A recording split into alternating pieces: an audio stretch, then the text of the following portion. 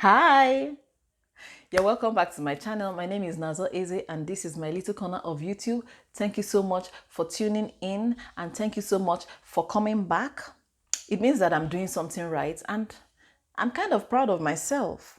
Yeah, this look is a beautiful one. If you want to know how, in fact, as I'm posting this video now, as I'm filming this video now, I do not know when it's going to go up. Maybe you have even watched the makeup tutorial of this look, and it could maybe that I've not even posted the makeup tutorial, but this video is here. But it does not matter. Abi, does it matter? Anyway, I want to beg you first of all that if you have not subscribed to my channel, please do so. Kindly do so. Have the milk of human kindness and let it compel you to subscribe to this channel. Thank you. So this video is like a story time. Should I call it? Yeah, it's a story time. I'm going to be telling you about my experience the very first time I went to the US Embassy and also the second time and how I got my US visa the second time. Is this something that you feel like you want to know? You want to watch? Okay, stay tuned and keep on watching.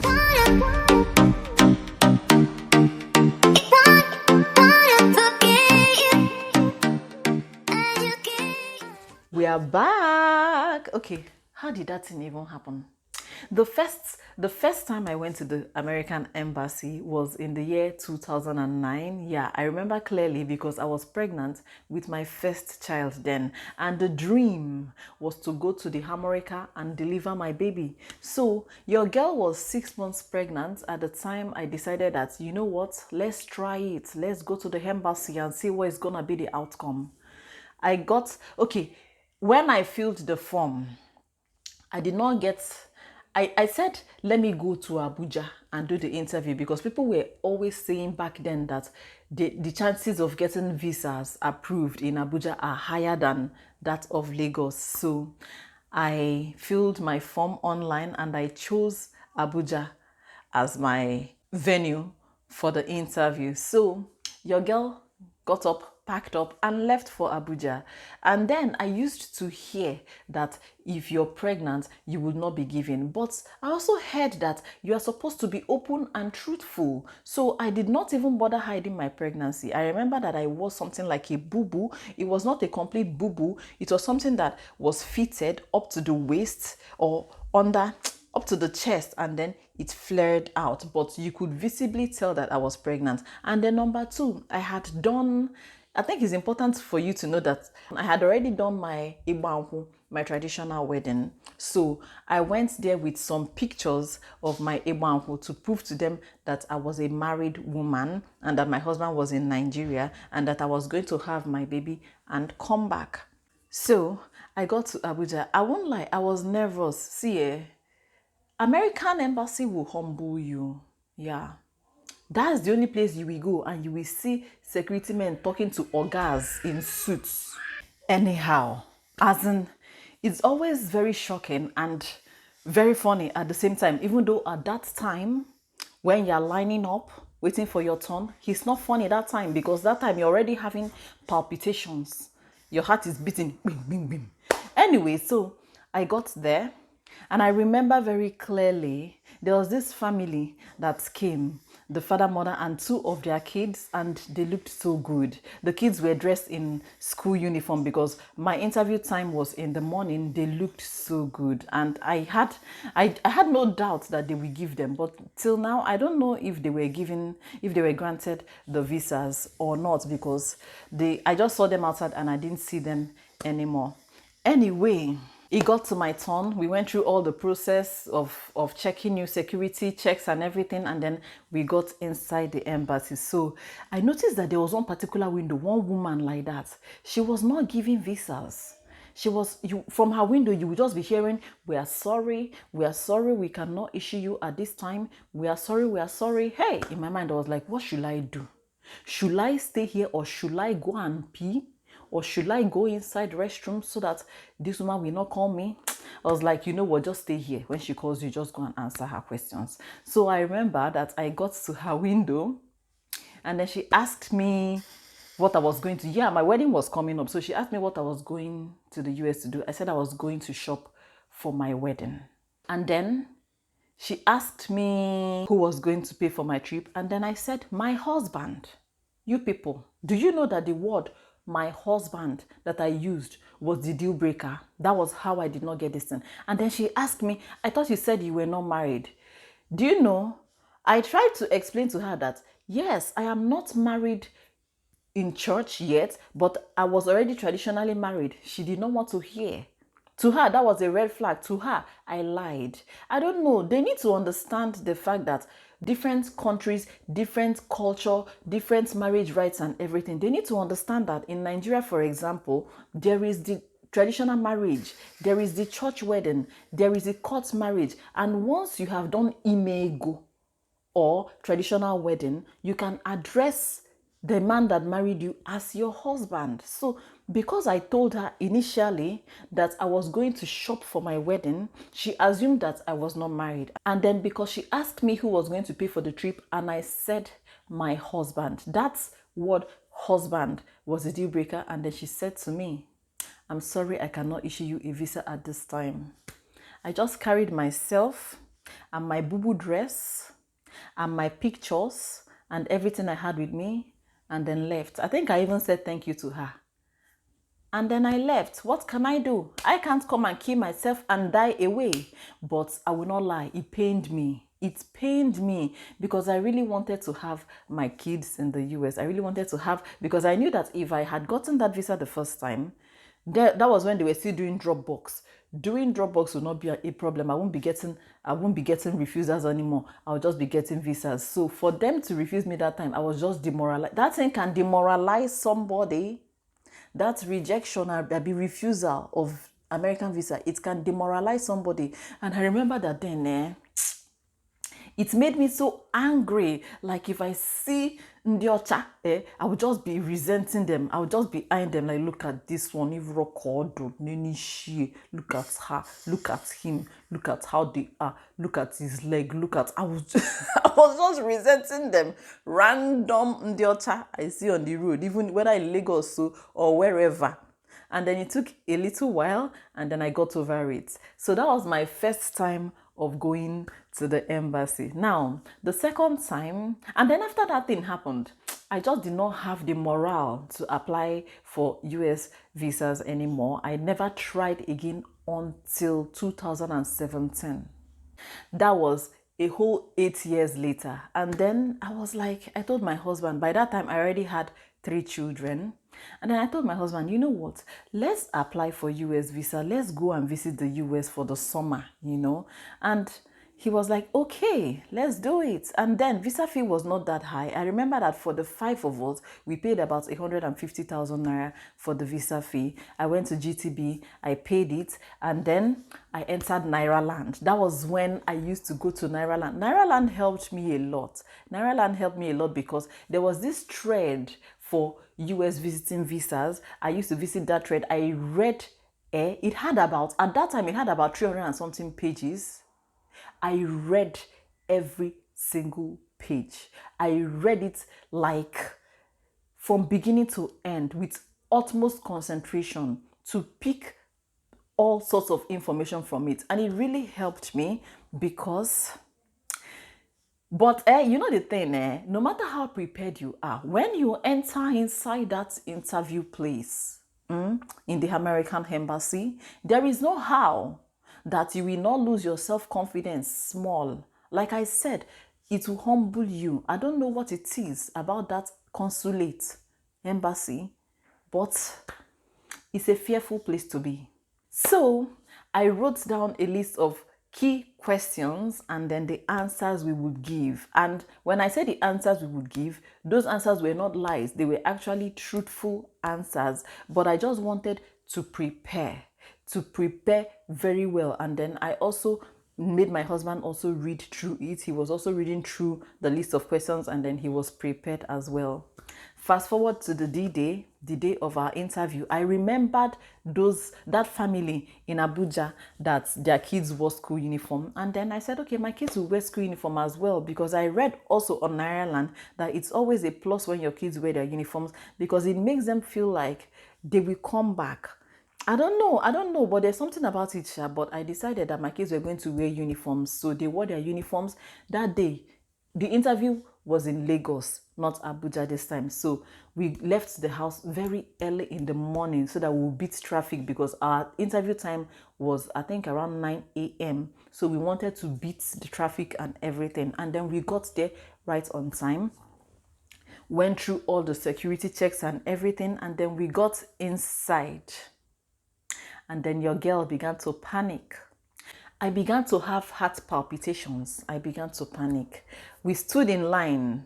And in that embassy in Lagos, I don't know why they don't have seats. I remember that time I went to the one in Abuja. They had seats. We were all sitting down.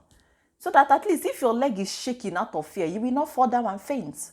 But this one, they did not have chairs. We stood, me and my kids and my husband. We were in line. There were a lot of people in front of us. So while I was there, I was already panicking, like I said, because I was still hearing it. We are sorry, we cannot issue you at this time.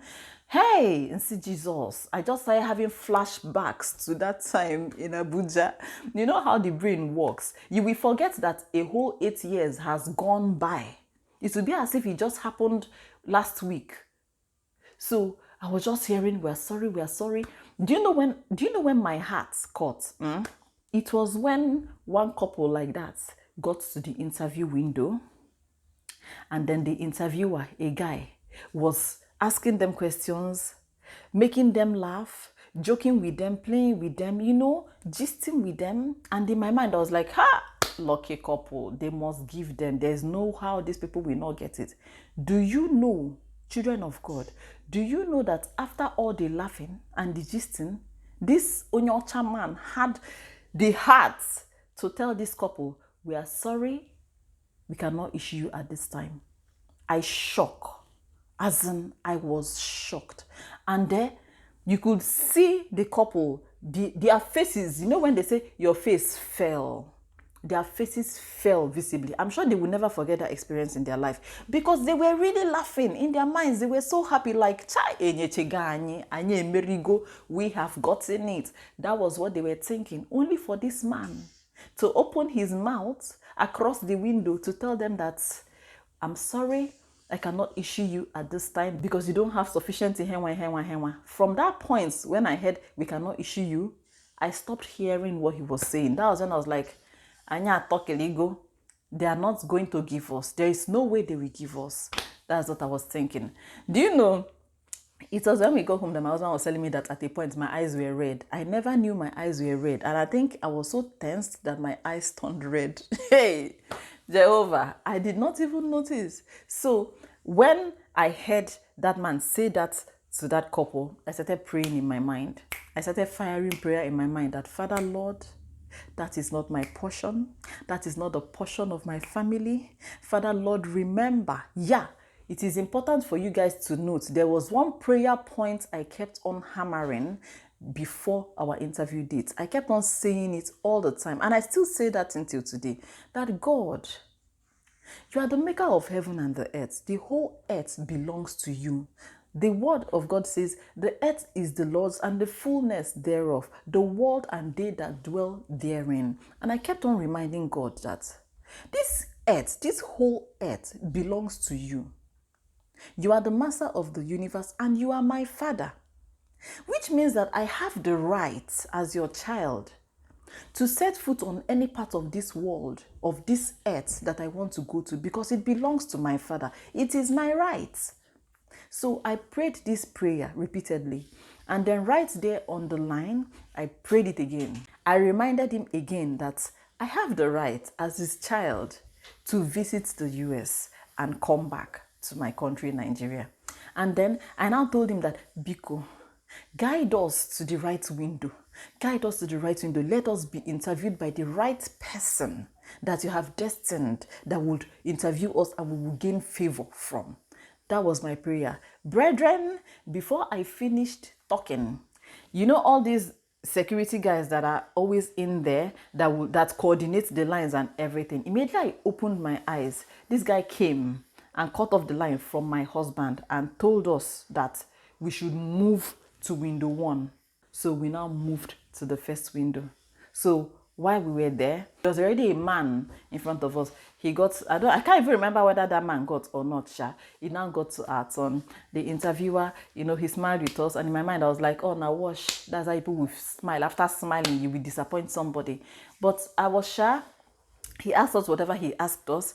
Yeah, I remember clearly that he asked us where we were going. We said Los Angeles. How long do you plan to stay? We said 4 weeks. Yeah, because that was the plan, to spend a month and come back. And then he asked me what I did for a living. I told him then that I own a beauty school, Blushes and Dimples Makeovers then, and that I teach makeup and everything. And then he asked my husband. My husband said he was a businessman. He asked us where we were going to stay, where else we planned to visit, and then we told him everything. And then this man brought out the white paper and gave to us. You know that the white paper means victory.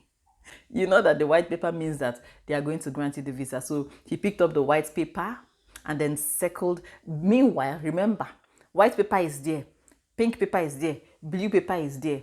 Pink and blue are refusals. I don't know the difference between the two, but I know that white is victory. He now picked up the white paper and circled the address and told us that we should go there on Monday and pick up our visas. He carried our passports and kept it one side, and we left there. As in, I left there in shock. I'm sure that my legs were not touching the ground as I was leaving there. I was just so elated.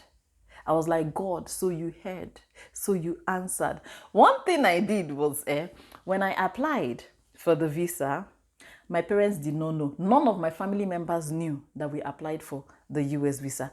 I planned it to be a surprise. What I wanted was, I did not want them to know, so that I will just go for the we will just go for the interview. If we are granted the visas, I will now call them and tell them that, guess what, that we were granted visas. It will be like a shock and a surprise to them.